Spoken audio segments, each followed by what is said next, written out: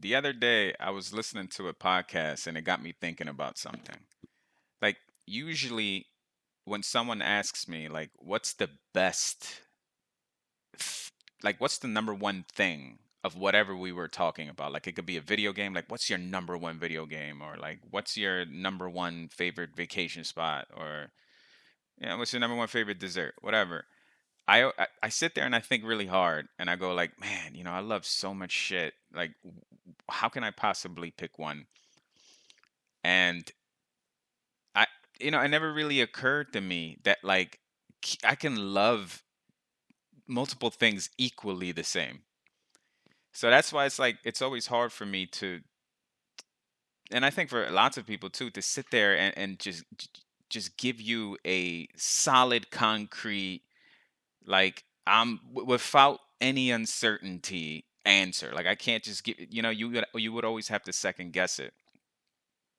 And like Street Fighter is one of those games that like I think of falls in this category, right? Because like you know, I will always tell people that like Fallout 3 is like my favorite game of all time, and that still stands. But like, do I love Street Fighter as equally as I love Fallout or you know some of the earlier Elder Scrolls games like the Oblivion or whatever?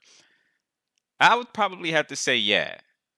Yeah, but it's weird because one of them is obviously a fighting game, and then the other is a little more it's exploration, and they're two different genres by two solid video game developers. That's for sure. That's undeniable. And it's funny because it's like Street Fighter is one of those games that like normally it's not what would be in my little like in my portfolio, like in my gaming library. I don't have a lot of fighting games, although I was a huge fan when I was younger, and it was because of Street Fighter. I mean, like it's easy for someone to get into Street Fighter, or sorry, someone who's not into competitive games or fighting games to get into a game like Street Fighter, simply because like it is what revolutionized fighting games in general. Like lots of fighting games of even today, of this year, 2022 and beyond, will continue to use like the 2 round system or 3 round, the best 2 out of 3. Like health bars. That may not even sound revolutionary to some people. That's pretty standard. But some fighting games don't even have health bars, which is like figure that one out. I remember Bushido Blade didn't have any health bars, and I feel like that game was revolutionary, man. Like I really do feel like Bushido Blade. Like I don't know, like it was almost like the health bars were the injuries that you got. So like if you got hit in the arm, your arm won't work. You got hit in the leg, your leg won't work. Like that was your health bar. You're like, oh shit, I'm dying because I can only use one arm. Instead of you physically seeing a health bar on the top of your screen and your heads up display or whatever. So like Hulk Hogan made wrestling casuals. Like it made Hulk Hogan made people who don't watch wrestling want to watch wrestling. Bruce Lee made people who are not into martial arts want to watch martial arts.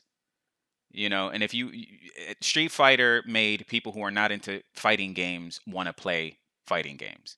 Like I can't tell you how many, like my sisters for example, they weren't into video games growing up, but they'll pick Chung Li every single time we played Street Fighter, or they'll pick like Cammy or like any female character, and they enjoyed it. They were always laughing. I mean, most of the time they was losing because I was whooping their ass, but that's besides the point.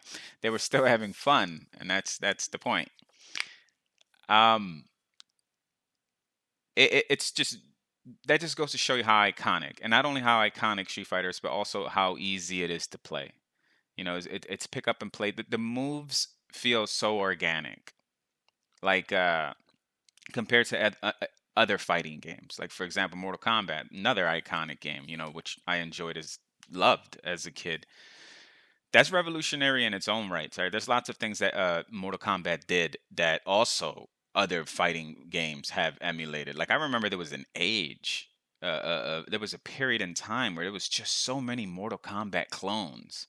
Street Fighter has its plethora of clones too, but I remember so many just shitty Mortal Kombat clones. Remember like Time Killers, and I think one of them was like Tattoo Assassins or something. Like your tattoo comes off your body and kills people. It was fucking dumb, so stupid. But what was my original point here? Probably wasn't. But those games like Street Fighter are just. I remember the moves. Oh yeah, I think it was the moves I was talking about. Like the when I say moves, I mean like the inputs, like the Hadoukens, the Shoryukens, the spinning bird kick. Those moves, they felt intuitive, like they felt organic, like my little thing here. I guess you want to call it a podcast. This little production, quote unquote, and mean that in the most loosest terms. This little thing that I'm doing right now, that I'm talking to you through on YouTube, I named it after a Street Fighter move, the Hadouken, like half circle fierce. Like do the half circle, press the fierce button because you want the strongest Hadouken. So that's basically what it means, just in case anybody was wondering. And also, I noticed that my icon is a full circle, but my little podcast is called Half Circle. I'll figure that out in the future when I actually get uh some sort of like editing skills and stuff, because this is all new to me. So bear with me. But the moves felt organic in Street Fighter. The Shoryuken, that Z thing. Yeah, at first, that was probably to me the hardest move to pull off, because I'm like, how the fuck can you input a Z using directional pads? Because I'm talking about like either in the arcade version it was a little more easier because the joystick was had more maneuverability. Like I believe it had 8 different directions you can go. Maybe the D-pad had 8 too, but it just felt more intuitive doing a Hadouken or a Shoryuken on a joystick at the arcades than it felt at home on your D-pad. But it felt like like natural right after you finish learning. It didn't take long to learn the Shoryuken or a Hadouken, and it just felt good to do. Like once you learned how to do it, it literally just felt good. You can just keep doing it. As opposed to like Mortal Kombat, where it had more of like inputs, like more of Mortal Kombat. Mortal Kombat's move list was more like methodical. It was more deliberate. It was more like you have to back forward forward. I think that was like Raiden's torpedo thing, if I'm not mistaken. I think you had a whole back forward forward. I don't know. It was confusing. But also the finishing moves, which that's one of the biggest things that set Mortal Kombat apart from any fighting game, not just Street Fighter. The fact that you can brutally murder someone at the end of a match, like just beating them for 2 rounds wasn't enough. You had to rub it in their face by murdering their character, which was beyond cool. Like it still holds up. One new the Mortal Kombat's of this age, at this time, they're great too. They're going strong, man. I'm happy to see that. So Street Fighter 6 got announced a few weeks ago, and it looks awesome, man. I'm excited for that, to see where that's heading. But the move set for Mortal Kombat was a little more deliberate, and it didn't feel as intuitive. It still felt, you can play it, it's good, but it's just when you go back to Street Fighter, everything just feels natural. And dare I say, I don't want nobody to get up in arms about it, but I just think Street Fighter is a better fighting game in general. It's a better game in general. Not only like mechanically, but I just think it just feels more fluid, more organic to play Street Fighter. It just feels good. Everything flows, everything synchronizes. Whereas in Mortal Kombat, it's you got to make sure you press the right buttons at the right time. I mean, you can say that about any video game, really. But what I'm trying to say is like, you can get kicked in the face while you're trying to press back forward forward. Like, you'll be like in the back and boom, you get high kicked or something. As opposed to like the Shoryuken, somebody's jumping in midair and you're like, oh, I can pull this move off in like a half a second, and it's game over for that airborne motherfucker on top of me. Uh, you know, with Mortal Kombat, the moves take a little more time, take a little. I mean, but that's not a knock against it. I mean, they both were great games. I still remember, man. Like, I remember seeing I believe, yeah, no, it was a news report on Mortal Kombat, and it was, I don't know who it was, man. It was one of these major news outlets. It was either like NBC or it was Fox. I don't remember, but it was like early 90s, and I remember they're like, "Oh, what was that guy's name, man? I think his name was like Jack Thompson or something. He was like this crusader against video game violence, and he was trying to, I think it was because of him we have the ESRB, is that what it is? The game ratings thing, if I'm not mistaken. But anyways, I remember being a kid and I remember seeing that commercial. Not sorry, I remember seeing that news report saying that Mortal Kombat's too violent. And then they were interviewing kids at like arcades, if I'm not mistaken. And they're and they're like, "Don't you think, Timmy, that this video game is just way too violent for you to be playing?" And then the kids like looking at the reporter like, "No, like this game is great. Like I like I brought like $5 in quarters. I'm staying here for hours." So that didn't work out too well for the reporters. I think they misunderstood how much of an impact that had on kids. Well, I don't think sorry, they didn't misunderstood that. They actually knew that. They were boycotting against it or whatever, campaigning against it. But I don't think they realized that like most of us, and I speak for myself too, we didn't want to go out there and murder anyone because that was their main concern. Their main concern was like, oh, these games are gonna turn our generation of children into murderers. It's like, no, we didn't. Probably some crazy kids out there. I mean, I'm not gonna fully rule that out, but I will say that the vast majority, like all of my friends, including myself, we didn't want to kill nobody. We all wanted to just hole up somewhere, whether it was an arcade or a friend's room, and just play Mortal Kombat till as much as we possibly can, to our little fingers curled up into our hands. We that's all we wanted to do. We didn't want to kill nobody or hurt anybody. So it's weird times. And then you look at like the Mortal Kombat's of today, and also just any other video game, Resident Evils, like very games that are known for gore. Like man, a Mortal Kombat fatality now compared to like Sub Zero's head rip with the spine attached to it. Like man, the new Mortal Kombat fatalities are so goddamn gory, man. They're great, but it's just that goes to show you that essentially we won. And by we, I mean like the gamers. We didn't get banned, we didn't get censored.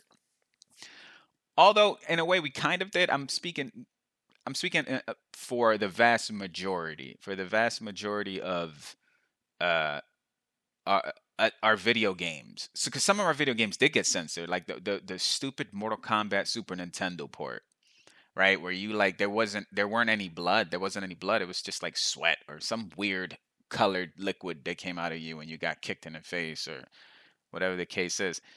So I guess yeah, they kind of won a battle because some games got censored, but they didn't win the war. We essentially won the war because I remember by default, if I'm not mistaken, the Sega version didn't have any blood, and then you can input the blood code, which was legendary, right? To get over here, you'll hear that voice clip when you inputted the code right, if I remember correctly.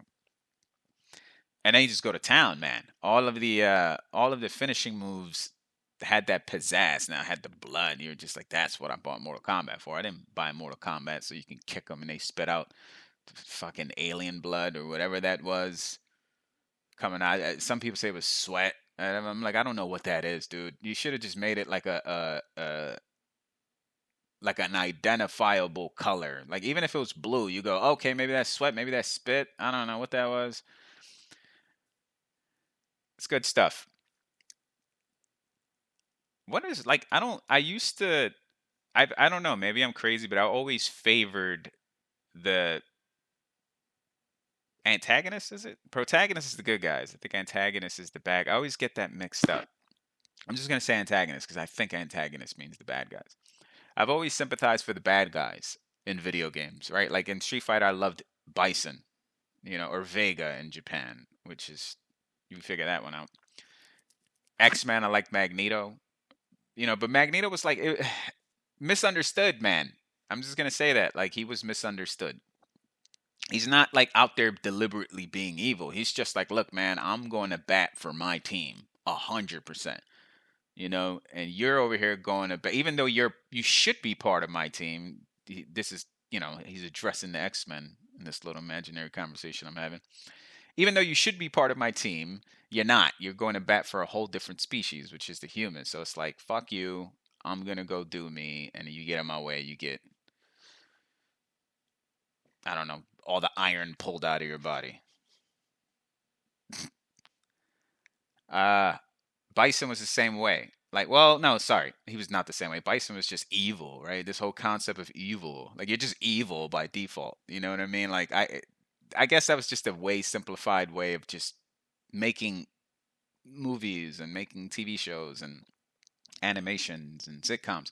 Just like, you don't even have to explain why they're doing shit. I mean, you can later on in the series or later on in a movie, like, oh, I blew up a school bus full of children because my mom beat me when I was a kid. It's like, okay, all right, so I can see why you're evil. So you kind of humanized this guy. But sometimes, like, I remember watching. I'm not even sure if Bison has a backstory, to be honest with you. Maybe he does, and maybe I haven't. I don't know, man. I'm an old man. I don't really watch. For a man who likes to talk about video games on YouTube, you would think I would be a lot more informed about pop culture currently, like movies and shows and music. I am not, man. I really am. I mean, I'm into some odd stuff, but yeah, I'm not.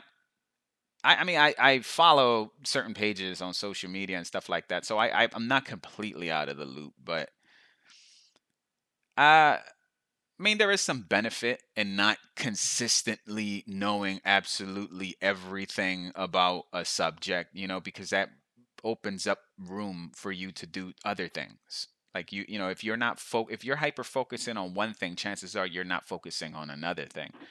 So it's like I'm always looking for other things in my life to strengthen, and I kind of use video games and pop culture as like a thing that I love that I always go back to, because man, I just think video games in general don't get as much respect as they should.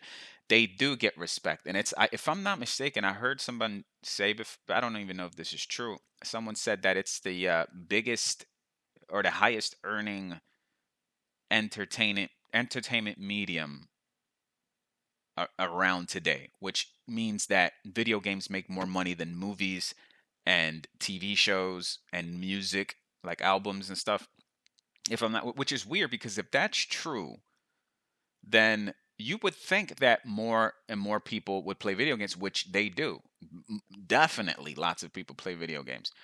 But you would think that, like, there's still a taboo when it comes to video games, right? Like, video games are usually associated with that fat guy who drinks monsters all the time and lives in his mom's basement and his fingertips are stained with Dorito dust. Or like, oh, video games are a waste of time, they're not productive. They like I believe that that's the average view with like older people typically. And it's a shame because, like, they don't it's a shame because those same people that say video games are a waste of time will be those same people that could binge watch something on Netflix for like 8-9 hours straight. And then you're like, isn't that the same thing? Like, if you play video games, as a matter of fact, playing video games is better because you're actually you're challenging your brain depending on what you're playing. Especially games like Street Fighter. That shit would challenge the hell out of your brain. But imagine you're playing like a puzzle game, or not even a puzzle game, even a first-person shooter. You got to like figure out where that person's coming from, where that person's hiding, so forth. So what I'm saying is, I feel like the view on video games in general. I feel like I hope it changes, because I do know that video games are already, from what I understand, the most popular medium, but they're also the most, excuse me, polarizing medium. Meaning that I know lots of people who feel like video games are a waste of time or they're for children, right? That's another big point that I want to touch on. Like lots of them feel like they're kids games. When they associate video games, they think of children. And okay, that's fair, right? Because the original video games were designed for kids. They were toys. That's what, so it's like that's their origin. They come from their original market was for children. So it would make perfect sense that people still think that, but that's not the case. That stopped being the case early, early in video game history. You've had, the original games were like arcade games, Super Pitfall and games like that, games where you had to get score high points, Galaga and all that shit. And then, something went on. Like, I'm pretty sure that there's earlier games than what I'm about to mention, but one of the earliest games that I remember not being so much a kid's game was like, games like that came out for Super Nintendo, like Populous, or which I had an interesting relationship with. On one end, I fucking hated it because I was a kid and I was like, what is this? This guy's not a plumber. He's not jumping on shit. Just running around, just messing around with the terrain. But I had an interesting relationship with it because also part of me was interested. I was like, what? I want to see how this game works. It's like a puzzle I always try to figure out, and I couldn't quite get it. But Populous was a game that came out on a so-called child's console, a children's toy, which would be the Super Nintendo. But it was aimed for like adults because kids are not. I mean, I don't know who the developer or the publisher was for Populous, which is sad because I'm pretty sure it's someone who of good repute. But I do know that you can tell they made that game specifically for a more mature audience. Like it wasn't just for children. It wasn't for kids. So th- that the case if you make a case today to me about, oh well, video games are for kids, I'd be like, no, dude, that stopped being the case decades ago. And more now. That holds true more now than ever because now there's way more games that are designed for mature adults. You know, you can't, for every 5 games that come out, I will even go to say that 3 of them would be intended for teens to adults. You know what I mean? Like it's becoming it morphed from a child's toy to more of a everyone's toy, which is great. But I do feel like the stigma of it being a kid's toy and also it being a waste of time and also only unhealthy people play it or people who don't have the priority straight in life or people who are depressed and I'm not saying that that isn't the case. I definitely believe that, anything could be used as a crutch, right? You can anything that's originally positive can be used as a crutch. So, like weed, for example, weed for a long time had a bad stigma. Weed makes you go crazy. It's only for a specific type of group. It's not productive. It's a drug. You'll never become a professional if you smoke weed. And then, look at it now. It's almost legal throughout the United States. I'm waiting for that day that it becomes unanimously like legal all through which I feel will come.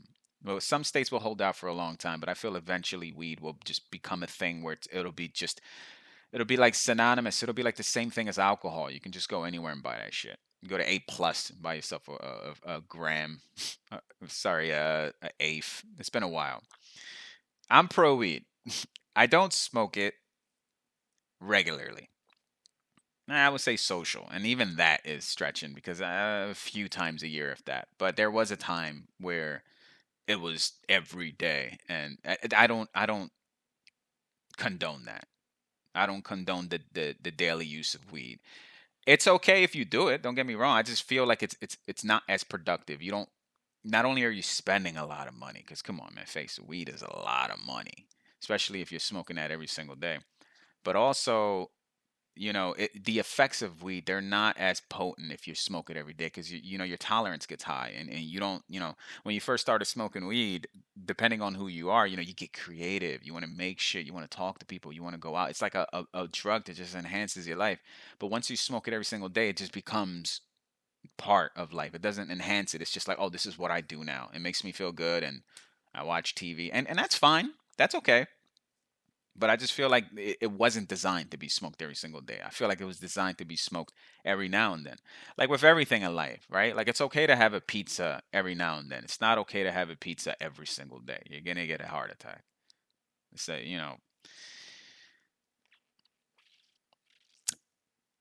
Street Fighter.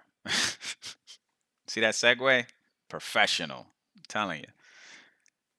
Great stuff here, man. There's not much more I can say. I mean, like this is a, a franchise that want to say what's the word? Is permeated? I don't know. I think it's permeated. This thing is everywhere, man. Like Street Fighter is in things and in places that have no business having Street Fighter stuff. You know what I mean? Like I've seen, if I'm not mistaken, I've seen like corporate guys with like little Blanca pins on their, and I'm like, oh, that's so cool. You know what I mean? Like that some people I've seen cool Street Fighter tattoos from like people that I would never guess. People who are casuals who don't even play, don't even really own like a PlayStation. They just, play games every now and then, but they remember Street Fighter so vividly that they decided to get a tattoo years later when they became an adult. Interesting enough, I always think of Blanca. Like I always see Blanca tattoos a lot. Maybe that's just me, but I mean Blanca's dope. But you got Ryu, you got got Bison. Yeah, Blanca's cool though. Um, it's a great game. I mean that's been established already. I'm seeing now. I'm reading something now. It's saying that it's like the highest grossing fighting game media franchise of all time. $12.2 billion, which is wild. That's crazy. Still going strong. We'll see where it leads up with this Street Fighter 6. I'm hoping that I know it's gonna be good because Street Fighter 5 was polarizing because I remember buying it and like many people I was like where the fuck is the rest of the game? I paid full price for it and it did not feel complete. Like the bones were there. Sorry, the souls were there. The soul was there, but the bones weren't. Like I saw the Street Fighter soul there. I saw the potential, but it didn't have the backbone to hold it up. And so I was upset, and those oh man, those shitty endings where it was like they all looked quickly drawn. It just looked like they just hashed this game together quickly and then just released it as quick as they can. It felt super unfinished.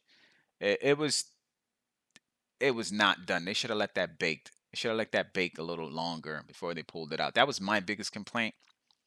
The fact that everything just felt right, and I believe it didn't have an online mode when it first came out. I forgot it was a major mode that was missing. Might have been practice.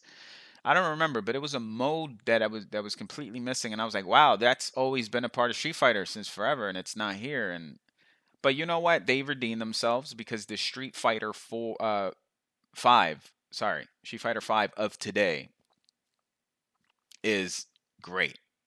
I was talking about Street Fighter 5 that entire time. I think I said Street Fighter 4 and then started talking about what I just spoke about. What I meant was Street Fighter 5. Um, yeah, by now, at this time, currently in late 2022, the game feels more than complete. It feels fantastic. So they did it. It's just, you know, that's another thing, that I want to touch on, which is like releasing games that are unfinished and then just finishing them up after they release them. Is that deliberate? Is that like a corporate tactic? Is that like something that's like, hey, let's just get the money now. Let's release it now, even though we know it's not finished. Let's release it now and just amass as much money as we can. And then later on, just fix it with incremental updates. And I don't like that. I don't like that strategy. And I hope that changes, but who knows. And another one I want to touch on, which I see all the time, and it drives me nuts, is oh, they announce so and so game coming out early 2022. Then early 22 comes on and say, oh, sorry, it got pushed back. Sorry because of COVID. or whatever. They remember COVID, the COVID excuse. COVID was COVID. Everyone used COVID for everything, man. Like, okay, I get it. I understand. Yes, it was a pandemic, and it's been a long time since we've all experienced this globally, experienced something like this. But god damn, man, everywhere I went, it was always COVID. We can't, sorry, can't do that because of COVID. Can't do it. I thought about it, almost did it, but didn't. COVID. COVID got nuts. It got wild. Now it's still happening. It's still happening. I see it all the time with games. Oh, this game's coming out early 2022, late 2022, whatever the original estimated date was of release, and then they always change it up. It's like 9 times out of 10, it's just like, oh, sorry, because of whatever reason, we have to move it to a different, date. That happens all the time. It happens so much that there's no way it could be a coincidence. Like, I'm thinking like that has to be another strategy. I don't like getting tricked. And these corporations are very tricky. They are. They have to be. They have to be a few steps ahead of the general public in order for them to make sales. You know what I mean? Like, that's just a thing, that's one trait that all types of organizations share all across the world, regardless of what product they're manufacturing. They all share, like, we all have, every one of them has to be 5, 10 steps ahead of the average consumer. They have to know that they have to anticipate, oh, well, a consumer will think this if we do this. A consumer will think that if we do that. So we got to make sure that we do this before they think that. That's how it's basically manipulation. That's what, like, marketing is. It's manipulation, loud music, bright colors, and I think that has its place, and I used to fucking hate it. I used to be like, I was a big Bill Hicks fan, and he was not. He was anti-commercialism like a motherfucker. So I thought that was like the cool thing to do. It's just like slam capitalism. And I got older and I grew up and I realized that it's not. Capitalism is not all bad. Same thing with commercialism, and same thing with even corporations. They're not all bad. I don't think they're inherently evil. They're all just competing for profits, and in the pursuit of profits, sometimes they lose their way or sometimes they go overboard. And I feel like video game companies are in the same boat. They're they're chasing profits. They want to maximize. They want to survive in a highly competitive market, right? Like, there's so many great video game companies out there, and there's only so many genres, so it's like, if one great company makes a shooter, then another great company makes a shooter, where's your money gonna go? Hopefully to both. If you can afford it, that'll be dope. But if someone who can't, they're gonna be like, we're gonna go with one, and then the other company starts slowly tanking financially. um yeah, so I'm not completely anti-capitalism here. It has its place, and I think if done correctly, it's fine. But once you're in the pursuit of profit, once you're in that race, man, it's hard to always do the right thing. But I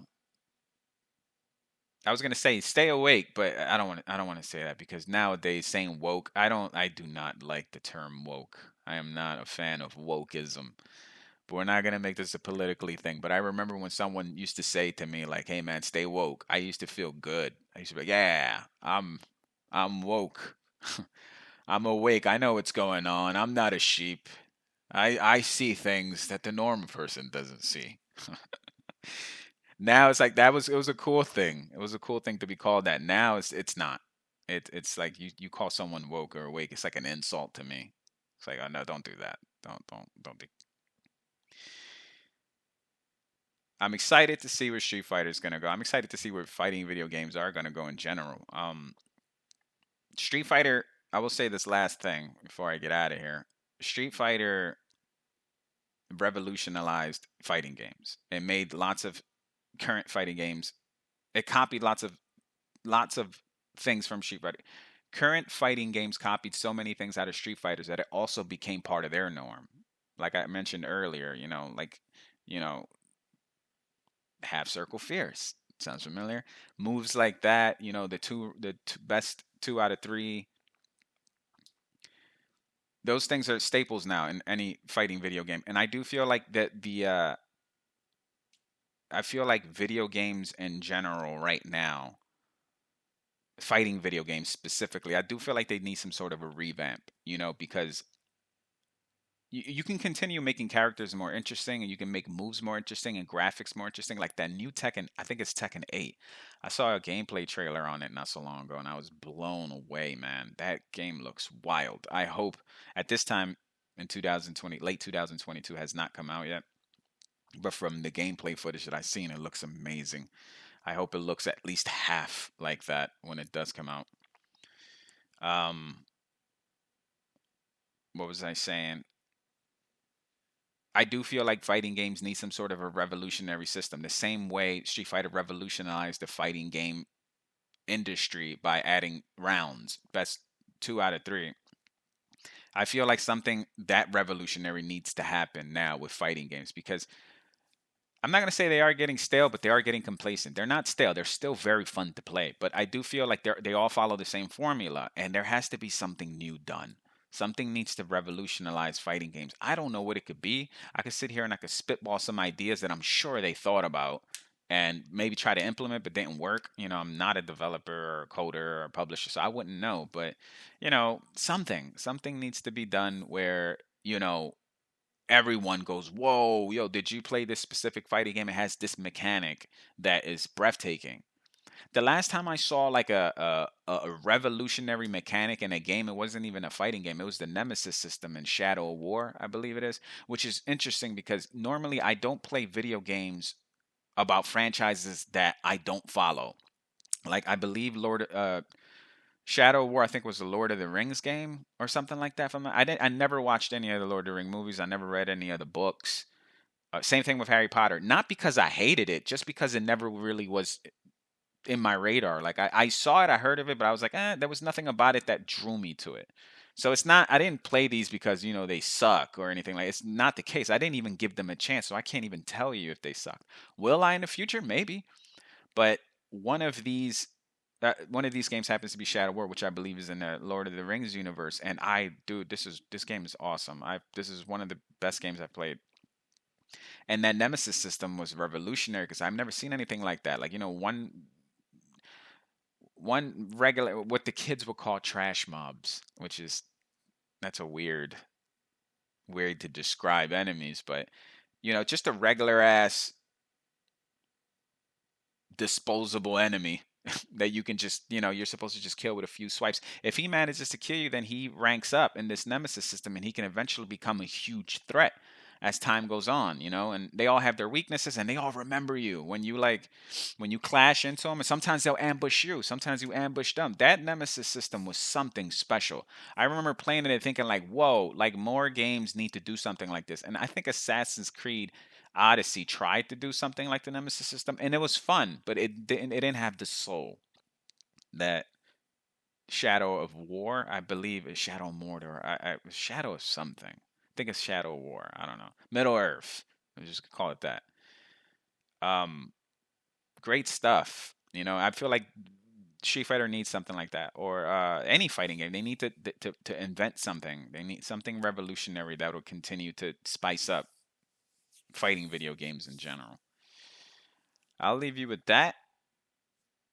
As usual, I went everywhere up, down, left, right, you name it. That's going to continue happening, hence why it's video games in life. I'm going to trail off a lot. That's the way I am in real life, man. I can't stick to one subject. I am not a small talk guy. How about those insert sports team? Or, how's the weather? I'm not that guy. I'm here to talk to you about science in a cramped elevator while you're rushing to get to work. I'm that guy. Anyways, I'm out of here. See you guys around. Thanks for listening.